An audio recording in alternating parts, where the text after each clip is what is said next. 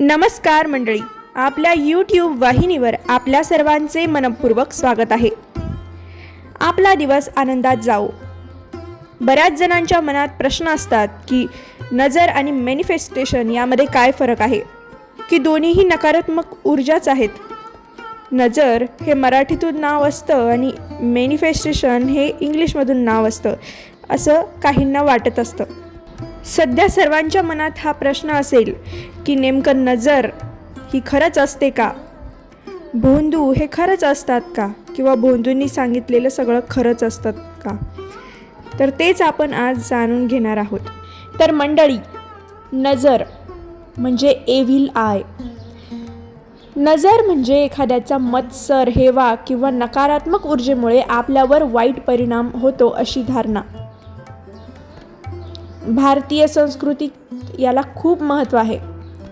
उदाहरणार्थ, एखाद्याचं खूप कौतुक झाल्यावर अचानक त्रास होतो किंवा काम बिघडतं किंवा इत्यादी गोष्टींना नजर लागली असंच म्हणतात.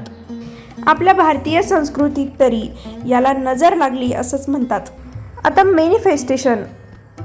मॅनिफेस्टेशन म्हणजे आपल्या सकारात्मक विचारांनी आणि विश्वासांनी, म्हणजेच आपल्या चांगल्या विचारांनी आणि विश्वासांनी आपल्या ध्येयावर, उद्दिष्टांवर लक्ष केंद्रित करून गोष्टी आकर्षित करणं. म्हणजेच आपले जे चांगले विचार आहेत, नकारात्मक विचार बाजूला ठेवून आपले जे चांगले विचार आहेत त्याच विचारांनी आणि त्याच विश्वासाने आपण आपल्या ध्येयावर, म्हणजेच आपण त्याला इंग्लिशमधून त्याला एम असं म्हणू शकतो, त्या ध्येयावर किंवा त्या एमवर जी गोष्ट आपल्याला पाहिजे आहे, जी गोष्ट आपल्याला मिळवायची आहे, त्या गोष्टी आकर्षित करणं. तर याला आपण मॅनिफेस्टेशन असं म्हणू शकतो. यात सकारात्मक माइंडसेट आणि इंटेन्शन महत्त्वाची असते. म्हणजेच आपली बुद्धिमत्ता ही सकारात्मक असली पाहिजे आणि आपलं जो हेतू आहे तोही सकारात्मक असला पाहिजे. उदाहरणार्थ, म्हणजे आता मी उदाहरण देते एक.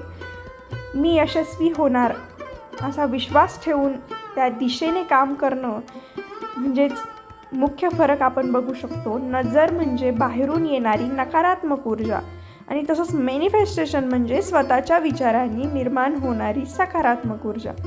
म्हणजेच नजर ही आपल्याला बाहेरून येत असते, तसंच मॅनिफेस्टेशन हे आपण आतून करत असतो सकारात्मक ऊर्जेने.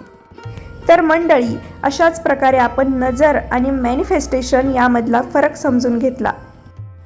जर तुम्हाला असे व्हिडिओ आवडत असतील किंवा उपयोगी वाटत असतील तर मला कमेंट्समध्ये नक्की सांगा. किंवा तुम्हाला जर अशा व्हिडिओंची अजून गरज वाटत असेल तर नक्की सांगा.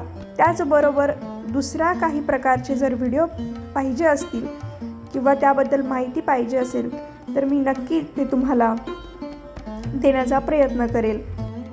तर मंडळी, असेच नवनवीन व्हिडिओ घेऊन आम्ही तुम्हाला भेटत राहू. आपलीच वाहिनी डिजिटल DG मराठी. धन्यवाद.